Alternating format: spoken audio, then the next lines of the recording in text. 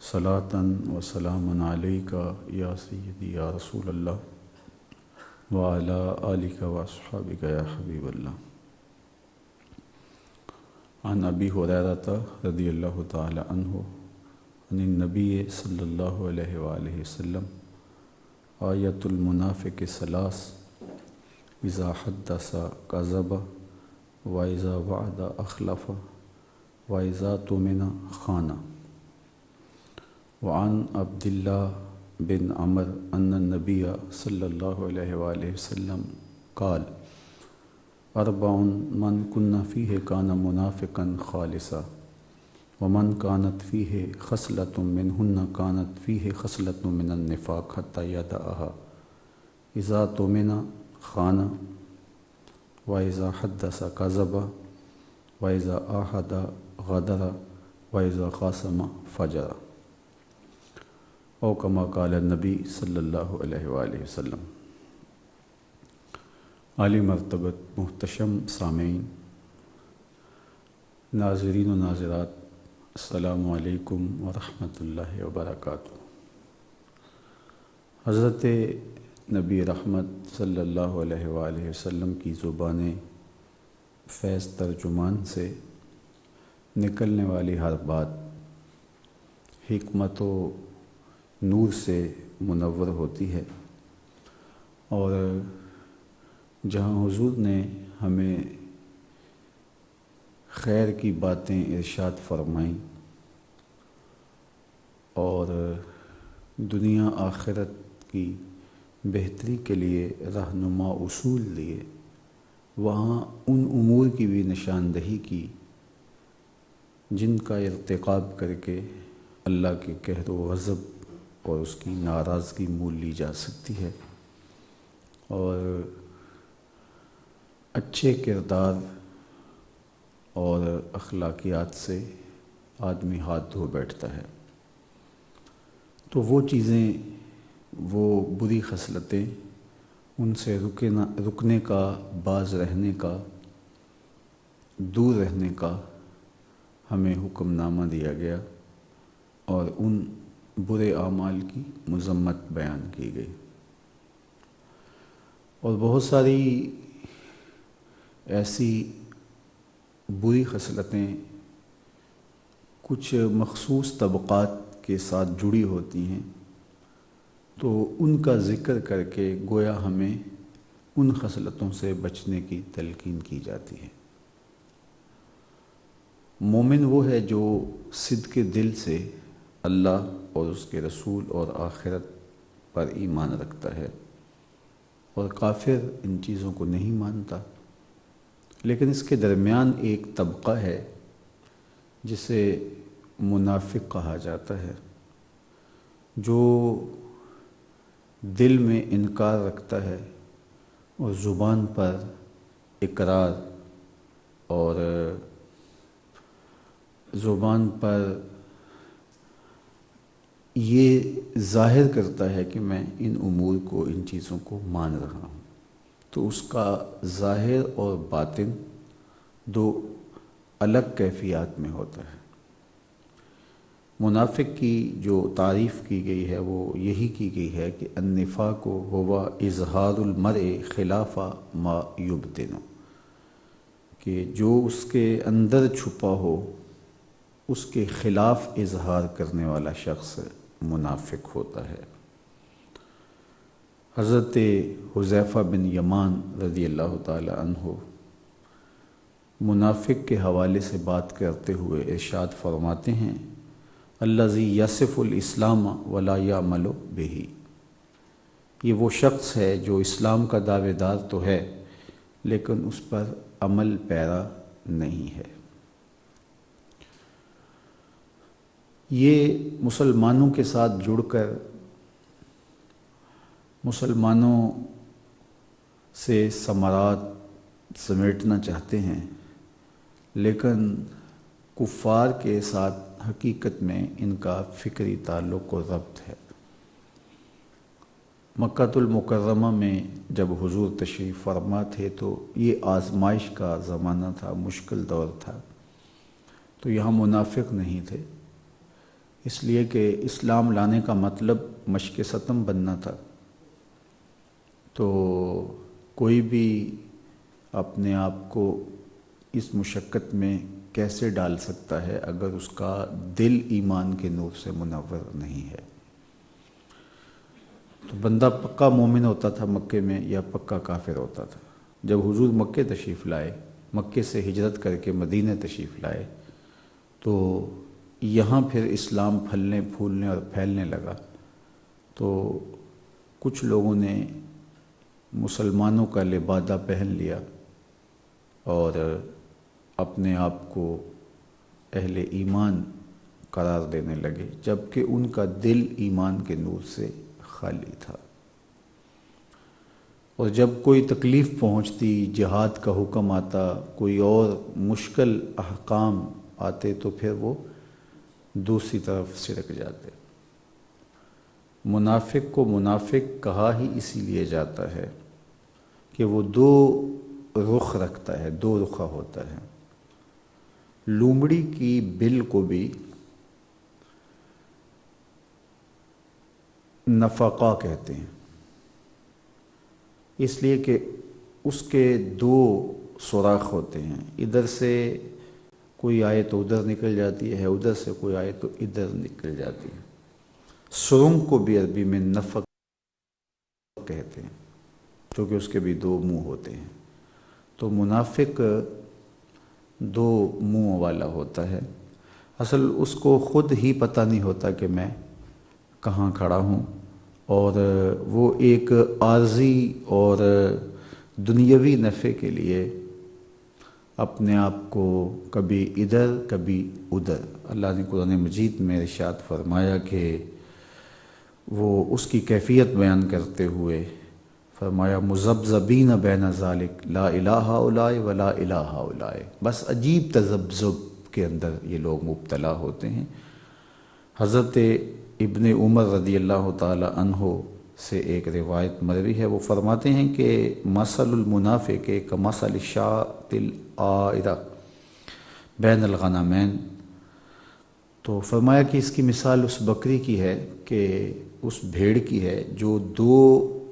ریوڑوں کے درمیان ہوتی ہے، کبھی ادھر چلی جاتی ہے کبھی ادھر چلی جاتی ہے۔ تو دو کشتیوں کا سوار تو ڈوبتا ہی ہے، اس لیے منافق بدترین مخلوق ہیں، اور ان کو سب سے نچلے درجے میں رکھا جائے گا۔ ان المنافقین فی الدرک الاسفل من النار، جو جہنم کا سب سے نیچے والا درجہ ہوگا وہاں منافق رکھے جائیں گے۔ تو یہ عجیب مخلوق تھی،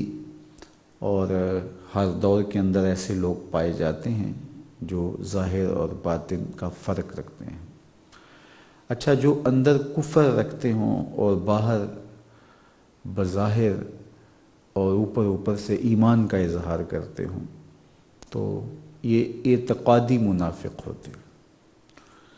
لیکن ان احادیث میں جو میں نے آپ کے سامنے پڑھی، ان میں منافقین کی خصلتوں کا بیان کیا ہے، اور اگر کوئی اللہ رسول پر ایمان رکھنے کے باوصف ان بری خصلتوں کا اور ان بری عادتوں کا شکار ہے، تو گویا وہ منافقانہ روش اختیار کیے ہوئے ہے۔ تو عملی نفاق کفر تو نہیں ہے، لیکن یہ منافقین کی مشابہت ہے، اس لیے ہمیں ہر ایسے امر سے بچنے کی تلقین کی گئی ہے جو منافقین سے مشابہت اور ان سے موافقت کی صورت میں نظر آئے۔ اور یہ بری خصلتیں جن کا ذکر کیا گیا ہے، کسی بھی اچھے انسان کو زیبا نہیں کہ وہ ان عادات کا حامل ہو اور یہ خصلتیں اس کے اندر پائی جائیں۔ تو اللہ کے محبوب علیہ الصلوۃ والسلام نے منافق کی جو نشانیاں بیان فرمائی، تو ان دو احادیث کو اگر آپ اپنے سامنے رکھیں تو وہ 5 نشانیاں بنتی ہیں۔ ارشاد فرمایا اذا حدث کذب، جب وہ بولتا ہے تو جھوٹ بولتا ہے۔ دوسری نشانی ہے اذا وعد اخلف، جب بھی وعدہ کرتا ہے تو اس کو پورا نہیں کر پاتا۔ اور تیسری نشانی ہے اذا اؤتمن خان، اور جب اس کے پاس امانت رکھی جائے، کسی چیز کا اس کو امین بنایا جائے تو وہ خیانت کرتا ہے۔ اور چوتھی چیز اذا عاہد غدر، جب کسی سے معاہدہ کرتا ہے، عہد کرتا ہے تو اس پہ پورا نہیں اتر پاتا، عہد کو توڑ دیتا ہے۔ اور پانچویں چیز اذا خاصم فجر، جب کسی سے لڑتا ہے، کسی سے مقدمہ اس کا ہوتا ہے، کسی سے الجھاؤ بن جاتا ہے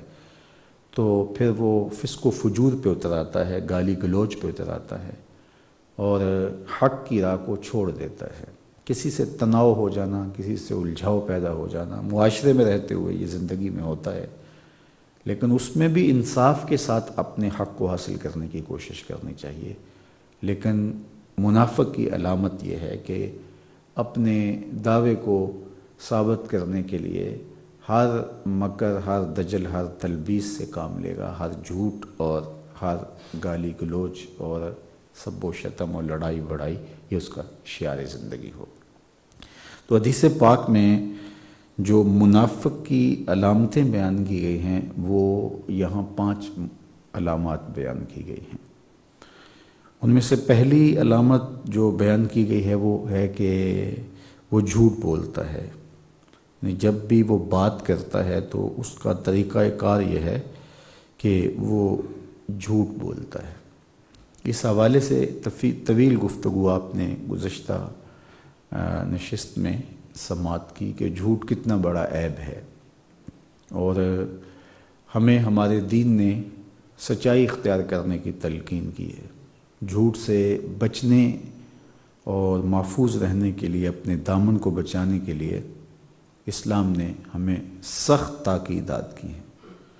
چونکہ جب کوئی شخص جھوٹ بولتا ہے تو اس کا اعتبار اٹھ جاتا ہے اور اللہ جل شانہ کی رحمتوں سے وہ محروم ہو جاتا ہے۔ لعنت اللہ کی رحمتوں سے محرومی کا نام ہے، اور جھوٹے کے لیے، کاذب کے لیے اللہ کی لعنت ہے۔ تو جو اللہ کی رحمات سے، اس کی کرم نوازیوں سے محروم ہو گیا تو اس کے پلے بچا کیا، اس کے پاس رہا کیا؟ تو اس لیے ہمیں جھوٹ سے بچنے کی تلقین کی گئی ہے۔ سچ خیر ہے، بھلائی ہے، طمانینت قلب اور قرار باطن کا ذریعہ ہے، اور جھوٹ بے چینی ہے، اضطراب ہے، تشکیک ہے، اندر کی بے چینی ہے اور روح کی بے قراری ہے۔ جھوٹا شخص کبھی بھی مطمئن زندگی نہیں گزار سکتا، اور سچا شخص ہمیشہ ایک طمانینت اور قرار بخش زندگی گزارتا ہے، طمانینت کے اجالوں میں زندگی بسر کرتا ہے۔ تو ہمارے دین نے ہمیں سچ کی تلقین کی، اور سب سے بڑی بات یہ کہ میرے اور آپ کے آقا و مولا حضور ختم المرتبت صلی اللہ علیہ وآلہ وسلم اعلان نبوت سے قبل بھی صادق و امین کہلائے۔ یہ حضور علیہ السلام کی انفرادی اور حضور کی شانوں میں سے، حضور کی عظمتوں کا یہ ایک روشن نشان ہے کہ آقا کریم علیہ السلام نے ابھی اعلان نبوت نہیں کیا تو لوگ اپنی امانتیں بھی حضور کے گھر میں رکھتے تھے، اور حضور کو صادق کہا جاتا تھا، سچا کہا جاتا تھا۔ زندگی بھر جھوٹ حضور علیہ السلام کی زبان سے ادا نہیں ہوا۔ سچے، صادق الوعد اور صادق اور امین رسول جس کے ہم امتی ہیں،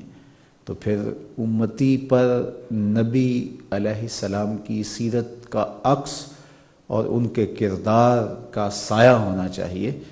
تو ہمیں یہ زیبا ہے کہ ہم سچ بولیں اور امانت میں کبھی بھی خیانت نہ کریں، اور سچائی کو ہی شعار زندگی بنائیں۔ تو ہمیں سچ بولنے کی تلقین کی گئی ہے، اور منافق جھوٹا ہوتا ہے، بات بات پر، قدم قدم پر، لمحہ لمحہ، لہجہ لہجہ جھوٹ بولتا ہے، چونکہ اس کا سارا نظم ہستی کھڑا ہی جھوٹ پہ ہوتا ہے، تو وہ جھوٹ نہیں بولے گا تو اور کیا کرے گا؟ وہ لوگ جن کا کاروبار، جن کا پیشہ اور جن کا انداز زندگی اس طرح ہے کہ جھوٹ کے بغیر گزارا ہی نہیں ہوتا، ان کو فوراً ایسے پیشے کو، ایسے کاروبار کو ترک کر دینا چاہیے۔ بعض لوگ کہتے ہیں جناب ہم کیا کریں، ہمارا تو یا ہمارے ہاں تو بغیر جھوٹ کے چلتا ہی نہیں ہے۔ تو جہاں جھوٹ کے بغیر چلتا ہی نہیں ہے تو 1 منٹ سے پہلے ان کو وہاں سے فارغ ہو جانا چاہیے۔ وہ کہتے ہیں جناب ہم اور کیا کریں؟ یا تو اللہ نے کسی شخص کے اعضائے بدنیہ کی ساخت ایسی بنائی ہو کہ وہ اس کے علاوہ کچھ اور کر نہ سکتا ہو، پھر تو یہ بات کرے کہ میں اور کیا کروں۔ تو جب اللہ تعالیٰ نے اس کا وجود، اس کی ساخت ایسی بنائی ہے کہ وہ بہت کچھ کر سکتا ہے، کسی ایک ہی پیشے سے منسلک ہو کے اس کی روزی اور اس کی روٹی یہ اللہ نے نہیں لکھی ہوئی، اس کے لیے اللہ نے جو ہے وہ کھلا میدان رکھا ہوا ہے، تو وہ کیوں کسی ایسے امر میں اپنی زندگی لگا دے کہ جس سے اس کی دنیا بھی برباد ہو اور اس کی آخرت بھی برباد ہو۔ تو اس لیے مومن کی شان یہ ہے کہ وہ جھوٹ نہیں بولتا، وہ سچا ہوتا ہے۔ حضور علیہ السلام سے جب یہ سوال کیا گیا کہ مومن بخیل ہو سکتا ہے تو فرمایا ہاں کبھی اس سے بخل ہو سکتا ہے، ویسے تو وہ سخی ہوتا ہے لیکن بشری تقاضے ہیں، کبھی اس سے بخل ہو سکتا ہے۔ پھر پوچھا گیا کہ کبھی بزدل ہو سکتا ہے، مسلمان بزدل ہو سکتا ہے؟ فرمایا نہیں، وہ تو بہادر ہوتا ہے لیکن ہو سکتا ہے کبھی اس سے بزدلی بھی سرزد ہو جائے، انسان ہے، کمزوریاں لاحق ہو جاتی ہیں۔ تیسری بات جب پوچھی گئی کہ حضور کیا وہ جھوٹا ہو سکتا ہے تو حضور نے دو ٹوک فرمایا نہیں، جھوٹا نہیں ہو سکتا، یہ طے ہے کہ مومن جھوٹا نہیں ہو سکتا۔ تو یہ منافق کی خصلت ہے کہ وہ جھوٹا ہوتا ہے، مومن کی شان یہ ہے کہ وہ سچا ہوتا ہے، صادق ہوتا ہے اور وہ سچ کو شعار زندگی رکھتا ہے۔ تو منافق کی یہ علامت کہ وہ جھوٹا ہوتا ہے۔ اور دوسری بات ارشاد فرمائی کہ اذا وعد اخلف، جب وہ وعدہ کرتا ہے تو وعدے کو پورا نہیں کرتا، وعدہ خلافی کرتا ہے۔ ہمیں تو عہد نبھانے کی تلقین کی گئی ہے، ہمارے دین نے تو ہمیں وعدے پورے کرنے کا کہا ہے۔ اللہ جل شانہ نے ہمیں وعدہ پورا کرنے کی تلقین کی اور وعدوں کی پاسبانی کا حکم دیا۔ اس کے محبوب علیہ السلام نے ہمیں عہد پورے کرنے کی، وعدے پورے کرنے کی تلقین کی، لیکن منافق کبھی بھی عہد پہ، وعدے پہ پورا نہیں رہتا۔ ادھر وعدہ کیا اور ادھر اس نے وعدے کو توڑ دیا۔ اس پر علماء نے کہا ہے کہ دو طرح کے وعدے ہوتے ہیں۔ ایک یہ ہے کہ جب کوئی شخص وعدہ کر رہا ہوتا ہے تو اس وقت ہی اس کے ذہن میں ہوتا ہے کہ میں نے اس کو پورا نہیں کرنا، وہ اپنے مخاطب کو دھوکہ دے رہا ہوتا ہے، اس کو باتوں میں لانے کے لیے کہہ رہا ہوتا ہے کہ بالکل بالکل میں اس کو پورا کروں گا، تاکہ اس کو اعتماد رہے اور وہ جو اس سے حاصل کرنا چاہ رہا ہے وہ اس سے حاصل کر لے۔ لیکن اس کے دل میں، دماغ میں سب کچھ یہی چل رہا ہوتا ہے، سب جگہ پہ یہی چل رہا ہوتا ہے کہ میں نے یہ پورا نہیں کرنا۔ تو وہ بدترین صورت ہے بد عہدی کی، بدترین صورت ہے وعدہ خلافی کی، چونکہ وہ پہلے ہی اس بات پہ جو ہے وہ تیار نہیں ہوتا۔ دوسری صورت یہ ہے کہ اس کا دل، دماغ سب میں یہی ہوتا ہے کہ میں وعدہ پورا کروں گا، لیکن جب موقع آتا ہے تو اس کی نیت میں فتور آ جاتا ہے اور وہ سکت رکھنے کے باوجود وعدہ پورا نہیں کرتا۔ اور تیسری صورت یہ ہے کہ وہ وعدہ پورا کرنے کی ہر صورت میں کوشش کرتا ہے لیکن حالات ایسے ہوتے ہیں کہ وہ وعدہ پورا نہیں کر سکتا۔ تو ظاہر ان تینوں صورتوں کے اندر فرق ہے۔ تو بدترین صورت یہ ہے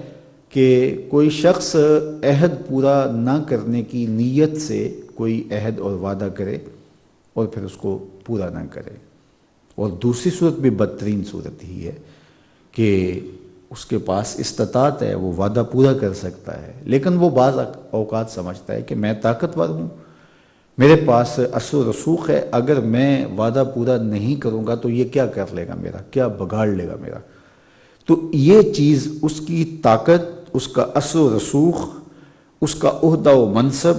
یا اور تکبر، غرور یا کچھ اور چیز اس کو اس بات پہ ابھارتی ہے، اس کے اندر کی خیانت اور اس کی بدخصلتیاں اس کو اس بات پہ ابھارتی ہیں کہ نہیں، میں وعدہ پورا نہیں کروں گا، یہ میرا کیا کر سکتا ہے۔ اور تیسری صورت جو ہے وہ تو ہے ہی الگ، تو وہ پورا کرنے کی کوشش کرتا ہے اور اللہ تعالیٰ اس کی مدد بھی فرماتا ہے۔ اور ایسا شخص ہے جو وعدہ پورا کرنا چاہے لیکن کسی وجہ سے پورا نہیں کر پا رہا اور وہ نیتاً پورا کرنا چاہتا ہے تو اس کو چھوٹ بھی دینی چاہیے، اس کو رخصت بھی دینی چاہیے۔ تو اس کا معاملہ پہلے دو لوگوں سے مختلف ہے۔ تیسری بات اللہ کے محبوب علیہ السلام نے جو ارشاد فرمائی وہ یہ ہے کہ اذا خاصم فجر، کہ جب وہ کسی سے لڑائی کرتا ہے، کسی سے اس کی مخاصمت ہو جاتی ہے، کسی سے تناؤ بن جاتا ہے، تو پھر وہ گالیاں بکنا شروع کر دیتا ہے اور زیادتی کرتا ہے۔ فجور کا یہاں مفہوم جو علماء نے بیان کیا ہے وہ یہ ہے کہ خصومت یہ ہے کہ وہ حق کو ترک کر کے باطل کو اختیار کرے، اور یعنی فجور کا یہ مفہوم ہے کہ وہ حق کو ترک کر کے باطل کو اختیار کرے اور باطل کو حق بنانے کی کوشش کرے، تو یہ فجور ہے اور یہ حرام چیزوں میں سے ہے۔ ہمیں ہمارے مالک نے، ہمارے رب نے ہمیں جو ہے وہ اچھی زندگی گزارنے کی تلقین کی ہے، اور جو ہم وعدے کرتے ہیں ان کو پورا کرے، اور جب کسی سے الجھاؤ ہو جائے، کسی سے تناؤ ہو جائے تو بالکل جھوٹ نہ بولیں۔ بعض اوقات ایک بندہ جھوٹا بھی ہوتا ہے تو عدالتوں میں وہ کس طرح کے دلائل جھوٹے لے کر کے آتا ہوتا ہے، اور وہ کہتا ہے یہ تو مقدمہ ہے، میں جیت گیا ہوں، جبکہ وہ جان رہا ہوتا ہے کہ میں غلط ہوں۔ تو یہ انتہائی بدترین کسی شخص کا وصف ہے، وصف بد ہے کسی کا، کہ وہ جانتے ہوئے کہ میں غلط جگہ پہ ہوں، تو چونکہ اس کے پاس اثر و رسوخ ہے اور جو عدالتی نظم ہے اس کے اندر سکم اور کمزوریاں پائی جاتی ہیں، تو وہ ان کمزوریوں کی وجہ سے یا اپنی طاقت کے بل بوتے کی وجہ سے، یا اس کا جو مخالف ہے اس نے جو وکیل مقرر کیا ہے وہ کسی وجہ سے کمزور ہے اور اس کے پاس پیسے زیادہ ہیں، تو یہ کوئی طاقتور وکیل اور جو ہے وہ طاقتور شخص مقرر کر لیتا ہے، یا یہ عدالت کو خریدنے کی استطاعت رکھتا ہے، یا اس کا اثر و رسوخ چلتا ہے، تو کسی وجہ سے بھی یہ حق کو باطل بنا دیتا ہے اور باطل کو حق بنانے کی کوشش میں لگ جاتا ہے، تو یہ منافق کی علامت ہے۔ مومن کی یہ شان نہیں ہے۔ جب تناؤ بھی پیدا ہو جائے اور اس کے پاس اثر و رسوخ بھی ہو اور یہ کر سکتا بھی ہو، یہ دیکھتا ہے کہ کیا میں اس معاملے میں حق پہ ہوں، اگر میں حق پہ نہیں ہوں۔ بعض کا ایسا ہوتا ہے کہ آپ کسی شخص سے الجھاؤ رکھتے ہوں، کسی معاملے میں آپ کا کوئی مسئلہ ہو گیا، وہ شخص بہت برا ہے، اس نے بہت زیادتیاں کی ہیں آپ کے ساتھ بھی اور کسی اور لوگوں کے ساتھ بھی، اور وہ واقعتاً اس زیادتی کا مرتکب تھا، لیکن وہ کسی وجہ سے وہ اس مشکل سے نکل گیا، زیادتی کرنے کے باوجود وہ سچا ہو گیا، عدالت نے اس کو بری کر دیا، حالات اس کی مطابقت میں ہو گئے، اس کا پروپیگنڈا کامیاب ہو گیا، ایک کسی طرح بھی ایسا ہوا، اور ایک زمانہ گزرنے کے بعد وہ کسی وجہ سے کمزور پڑ گیا اور آپ کسی وجہ سے طاقت میں آ گئے، اور اب کوئی اور معاملہ آپ کا اس سے ہو گیا، اب وہ حق پر ہے اور آپ غلط ہیں، تو آپ سمجھتے ہیں کہ اب میں اس کو دبا لوں تاکہ وہ ماضی میں اس نے جو میرے ساتھ یا باقی لوگوں کے ساتھ کیا تھا تو اس کا بدلہ ہو جائے، تو یہ آپ حق سے ہٹ رہے ہیں،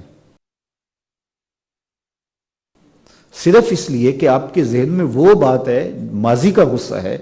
اور اس وقت جو موجودہ صورتحال ہے اس میں وہ حق پر ہے، اور اب آپ کے پاس اثر و رسوخ آ گئے، اب آپ کے پاس جو ہے وہ منصب آ گئے، آپ کسی اعلیٰ عہدے پر براجمان ہو گئے، آپ کے تعلقات کی وسعت ہے، اور اب آپ اس کو دبانا چاہتے ہیں، تو اس کا مطلب یہ ہے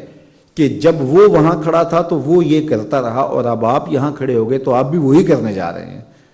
تو یہ مناسب نہیں ہے، تو مومن کی شان نہیں ہے۔ مومن دیکھتا ہے کہ اس معاملے میں کہاں کھڑا ہوں، میری صورتحال کیا ہے، تو وہ اس کے مطابق ہی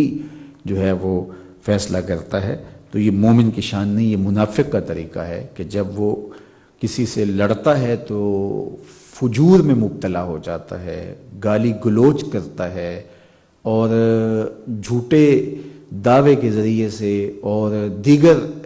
جھوٹ اور فسق و فجور کے ساتھ غالب آنے کی کوشش کرتا ہے، تو مومن کا یہ طریقہ کبھی بھی نہیں ہونا چاہیے۔ چوتھی چیز جو ارشاد فرمائی گئی وہ یہ ہے کہ عہد کی غداری نہ کی جائے۔ اذا عاہد غدر، مومن کی یہ شان نہیں ہے کہ وہ عہد کی پاسبانی نہ کرے، کسی سے معاہدہ کیا تھا تو اس کو توڑ دے۔ مومن کی شان یہی ہے کہ اس معاہدے کو پورا کرے، چاہے اس کو کوئی نقصان بھی اٹھانا پڑے۔ منافق کا طریقہ یہ ہے کہ جس معاہدے میں اس کو کوئی دنیاوی منفعت دکھائی دیتی ہے تو اس میں تو وہ معاہدے پہ قائم رہتا ہے، اور جس میں اس کو منفعت دکھائی نہیں دیتی تو اس کو توڑتے ہوئے دیر نہیں کرتا۔ تو یہ مومن کی شان نہیں ہے۔ ہمیں معاہدوں کو پورا کرنے کی، عہد کو نبھانے کی تلقین کی گئی ہے۔ اللہ تعالیٰ نے قرآن مجید میں ارشاد فرمایا وَأَوْفُوا بِعَهْدِ اللَّهِ إِذَا عَاهَدتُّمْ وَلَا تَنْقَضُوا الْأَيْمَانَ بَعْدَ تَوْكِيدِهَا وَقَدْ جَعَلْتُمُ اللَّهَ عَلَيْكُمْ كَفِيلًا۔ اور دوسرے مقام پہ ارشاد فرمایا کہ ہمیں عہد کی پاسبانی کرنے کی تلقین کرتے ہوئے وَأَوْفُوا بِالْعَهْدِ إِنَّ الْعَهْدَ كَانَ مَسْئُولًا، کہ ہم وعدے پورے کریں، اور وعدوں کے بارے میں قیامت کے دن پوچھا جائے گا، سوال ہوگا۔ حتیٰ کہ ہمارا وہ عہد کسی کافر کے ساتھ بھی ہو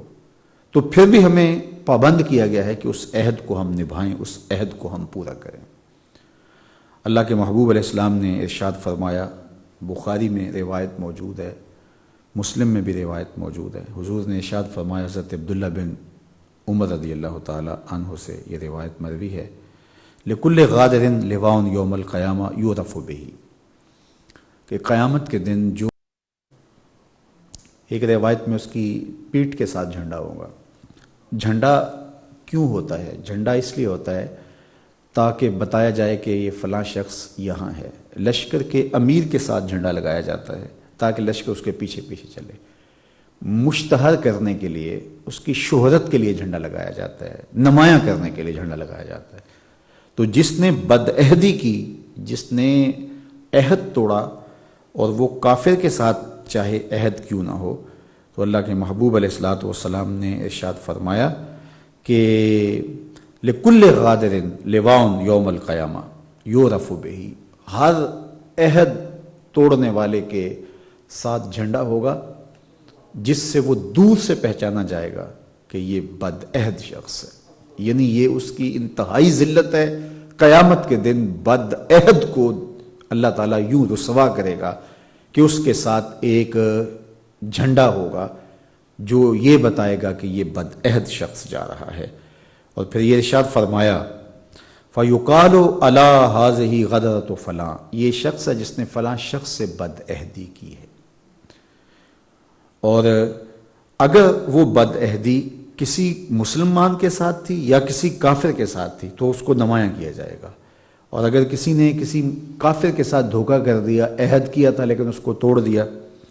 تو ایک حدیث میں آتا ہے حضرت عبداللہ بن عمر رضی اللہ تعالیٰ عنہ سے ہی ہے کہ آقا کریم نے فرمایا من قتل موحدا لم یرح رائحۃ الجنہ لم یرح رائحۃ الجنہ وَإِنَّ رِیحَهَا لَیُوجَدُ مِن مَسِیرَةِ 40 عامًا، فرمایا کہ جس نے کسی معاہد کو قتل کیا تو وہ جنت کی خوشبو بھی نہیں پائے گا، حالانکہ جنت کی خوشبو جو ہے وہ 40 سال کی مسافت سے آنا شروع ہو جائے گی۔ لیکن اس کے باوجود جس نے کسی معاہد کو قتل کیا جس سے تمہارا عہد تھا اور تم نے اس کو قتل کر دیا، اگرچہ وہ کافر ہی کیوں نہ ہو، تو وہ جنت کی خوشبو بھی نہیں پائے گا۔ یہ ہے ہمارا دین، یہ ہے ہمارا اسلام، اور یہ ہے ہمارا دیا ہوا نظام حیات جو آقا و مولا نے ہمیں عطا فرمایا ہے۔ اور جو 5ویں چیز ہے حضور علیہ السلام نے ارشاد فرمایا وہ ہے امانت میں خیانت کرنا۔ جب اس کے ساتھ جس کو امانت دی جائے تو وہ اس میں خیانت کرتا ہے، یہ منافق کی علامت ہے۔ ہمیں امانات کو محفوظ رکھنے کی اور ان کے اہل تک پہنچانے کی تاکید کی گئی ہے۔ ان اللہ یامرکم ان تودوا الامانات الی اہلہا، کہ امانات ان کے اہل تک پہنچاؤ۔ اور اللہ کے محبوب علیہ الصلوۃ والسلام نے بھی ہمیں اس بات کا سختی کے ساتھ حکم ارشاد کیا کہ امانتیں ان کے اہل کے سپرد کرو، وہ امانت مال کی صورت میں ہو، وہ امانت کسی اور رنگ میں ہو آپ کے پاس، حتیٰ کہ اللہ کی جو امانتیں تمہارے سپرد ہیں تو ان کو بھی تم نے ان کے اہل تک پہنچانے کی اور ان کے اہل کے سپرد کرنے کی کوشش کرنی ہے، اور وہ کوشش بلیغ خلوص دل کے ساتھ تم نے کرنی ہے۔ تو ہمیں امانات کو امانات کو ان کے اہل تک پہنچانے کی تلقین کی گئی اور حکم دیا گیا۔ تو یہ 5 چیزیں ان 2 حدیثوں میں بیان فرمائی گئیں۔ ویسے تو قرآن مجید میں منافقین کی اور بھی علامات بیان کی گئی ہیں، اور ان کی بری خصلتوں کا اور بھی ذکر مختلف احادیث کے اندر موجود ہے کہ ان کے اندر یہ خصلتیں ہیں، اور ان کی وہ بد خصلتیں ان کی دنیا اور آخرت میں ذلت کا سبب اور ذریعہ ہے۔ لیکن چونکہ آج کا موضوع یہ 2 احادیث تھیں اور ان پر مختصر کلام کرنا مقصود تھا، تو ان میں ان 5 ان کی بری خصلتوں کا ذکر کیا گیا اور کہا کہ اگر ان میں سے کسی میں ایک خصلت ہے تو اس میں نفاق کی خصلت موجود ہے، وہ دیکھے، غور کرے اور اس کو دور کر دے۔ اور اگر کسی کے اندر یہ ساری خصلتیں موجود ہیں تو فرمایا کہ وہ منافق خالص ہے، یعنی پوری کی پوری مشابہت منافقین سے رکھتا ہے۔ جس طرح کا پیکر ایک منافق کا ہوتا ہے تو وہ کلمہ پڑھنے کے باوجود بھی اس رنگ اور اس ڈھنگ کے اندر دکھائی دیتا ہے۔ تو اپنے آپ کو نفاق سے بچانے کے لیے اور نفاق سے اپنے آپ کو محفوظ کرنے کے لیے ہمیں اپنے طرز زندگی پہ غور کرنا پڑے گا کہ یہ بری خصلتیں تو کہیں ہمارے اندر موجود نہیں ہیں، اور اگر یہ کہیں پائی جاتی ہیں تو ان کو فوراً دور کرنے کی کوشش کرنی چاہیے۔ ایک اچھا، پاکیزہ اور ستھرا مسلمان بننے کے لیے ہر وقت ہماری کوشش، ہماری محنت اور ہمارا تردد رہنا چاہیے۔ صحابہ تو اس حوالے سے بہت زیادہ محتاط تھے۔ حضرت حذیفہ بن یمان رضی اللہ تعالیٰ عنہ صاحب و سر رسول اللہ صلی اللہ علیہ وسلم، حضور کے رازدان تھے، اور آقا کریم علیہ السلام نے ان کو بتایا تھا منافق کون ہے اور مومن کون ہے۔ تو حضرت عمر رضی اللہ تعالیٰ عنہ ایک دن ان کے پاس جا کے دروازے پہ، ان کی دہلیز پہ جا کے دستک دیتے ہیں، تو یہ آئے اور دیکھا عمر کھڑے ہیں، تو کہا خیر تو ہے؟ تو کہا کہ مجھے بتاؤ کہ حضور نے منافقین کے جو نام تمہیں بتائے ہیں ان میں کہیں میرا نام تو نہیں ہے؟ یعنی اس قدر محتاط رہے۔ حضرت ابی ملیکہ رضی اللہ تعالیٰ عنہ فرماتے، تابعی ہیں، کہ میں 30 اصحاب رسول سے ملاقات کی ہے، تو سارے اس بات سے ڈرتے تھے کہ کہیں ہم منافقین میں شامل نہ ہوں، یعنی ہماری عادات اتنی ستھری رہیں کہ اس زمرے میں ہم کہیں نہ چلے جائیں۔ آپ نے معروف روایت سنی حضرت حنظلہ رضی اللہ تعالیٰ عنہ سے، جو مروی ہے کہ حضرت حنظلہ ایک دن گزرے حضرت ابوبکر صدیق رضی اللہ تعالیٰ عنہ کے پاس سے، تو رو رہے تھے۔ تو حضرت ابوبکر صدیق رضی اللہ تعالیٰ عنہ نے ان کو روتے ہوئے دیکھا تو رک گئے اور کہا کہ حنظلہ کیا ماجرا ہوا، کیوں رو رہے ہو؟ تو انہوں نے کہا کہ نافق حنظلہ منافق ہو گیا ہے۔ تو حضرت صدیق اکبر رکے اور کہا کیا ماجرا ہوا، یہ تم کیا بات کہہ رہے ہو؟ تو انہوں نے کہا کہ جناب، جب ہم حضور کی بارگاہ میں ہوتے ہیں اور حضور کا کلام سنتے ہیں، حضور کی نورانی گفتگو سنتے ہیں، تو اس وقت جو ہماری کیفیات ہوتی ہیں اور جس عالم میں ہم اس وقت پرواز کر رہے ہوتے ہیں، جب واپس آتے ہیں، کاروبار میں لگتے ہیں، بیوی بچوں کے ہمراہ بیٹھتے ہیں، تو پھر ہماری وہ کیفیت تو نہیں ہوتی۔ تو کیفیت کا تغیر یہ منافقت نہیں ہے؟ تو حضرت صدیق اکبر رضی اللہ تعالی عنہ نے کہا یہ تو واقعی ایسا ہے، تو چلو حضور کے پاس چلتے۔ تو یہ حضور کی بارگاہ میں حاضر ہوئے، تو آقا کریم علیہ السلام نے فرمایا مالک یا حنظلہ، حنظلہ کیا کیفیت ہے، کیا ماجرا ہوا، کیوں آئے ہو؟ تو انہوں نے پھر وہی بات جو حضرت ابوبکر صدیق رضی اللہ تعالیٰ عنہ سے کہی، حضور سے بھی کہی، نافق حنظلہ یا رسول اللہ، حضور حنظلہ منافق ہو گیا ہے۔ تو جو ہم آپ کے پاس بیٹھ کر کے سیکھتے ہیں اور آپ کی مجلس کی کیفیات جو ہمارے باطن کے اجالوں کا سبب اور ذریعہ ہیں، ہمارے اندر سے جو روشنیاں اس وقت پھوٹتی ہیں، جو کیفیات اس وقت ہوتی ہیں، جو عالم اس وقت ہوتا ہے، ظاہر ہے جب گھر جاتے ہیں تو وہ کیفیت اس وقت نہیں ہوتی۔ تو یہی تو کیفیات کا تغیر نفاق ہے۔ تو اس وجہ سے ہم پریشان ہیں۔ تو آقا کریم علیہ الصلوۃ والسلام نے جو جواب دیا وہ سنیے۔ فقال، حضور نے ارشاد فرمایا، فقال رسول اللہ صلی اللہ علیہ وآلہ وسلم، تو حضور نے فرمایا، لو تدومون علی الحال الذی تقومون بها من عندی،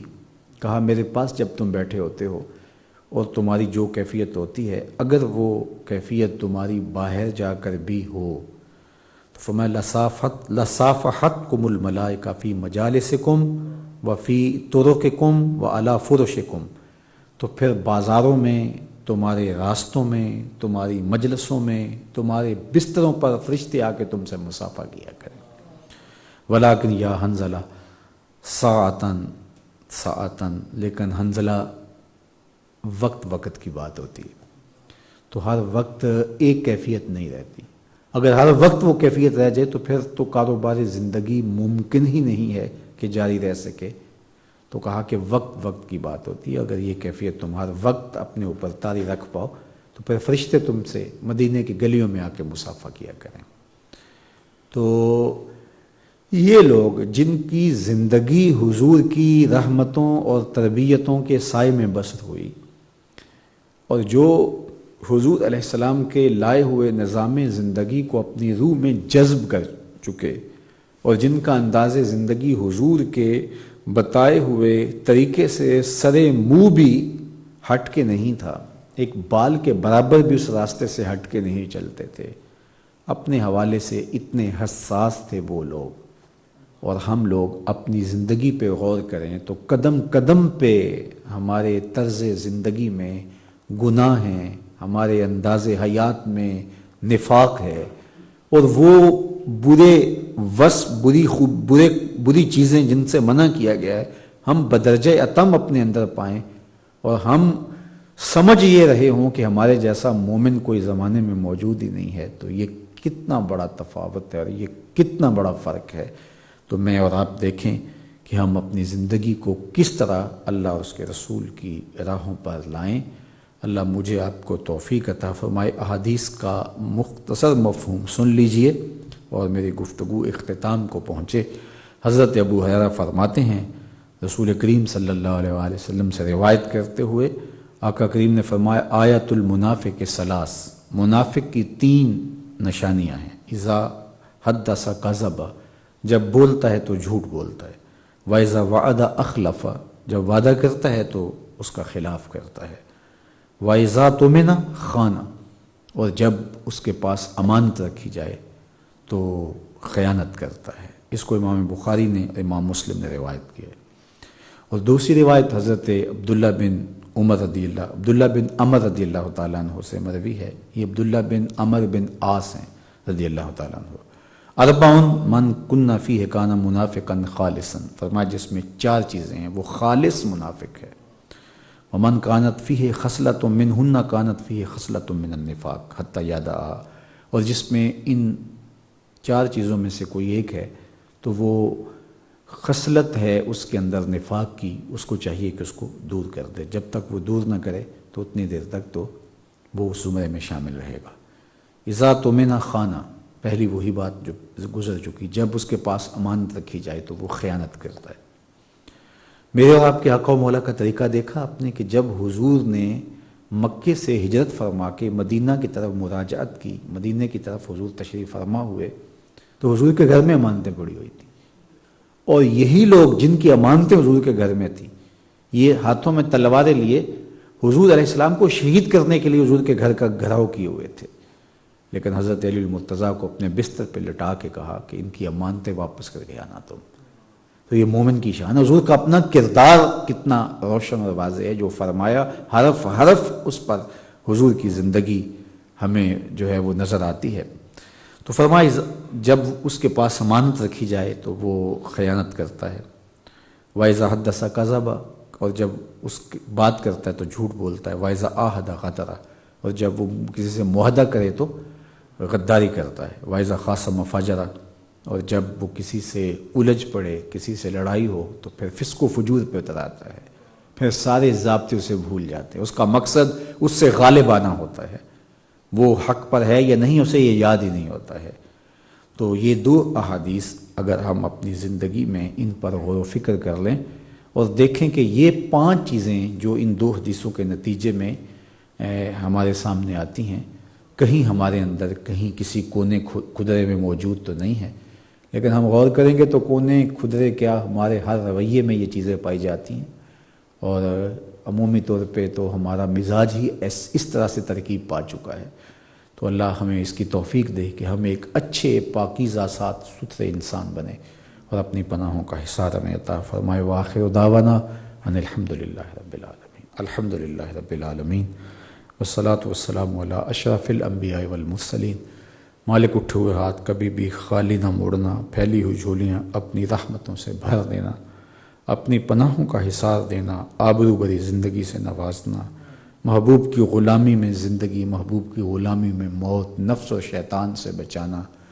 اللہ اندر کے سارے زنگ اتار دے، اپنی معرفت کا رنگ دے دے۔ اللہ ہمیں اپنا بنا لے، ہماری روحوں کو، ہمارے قلوب کو اپنی محبت کے رنگ میں رنگ دے۔ اللہ اپنی یادوں کے سائے میں زندگی بسر کرنے کی توفیقات عطا کر دے۔ اللہ یہ مختصر زندگی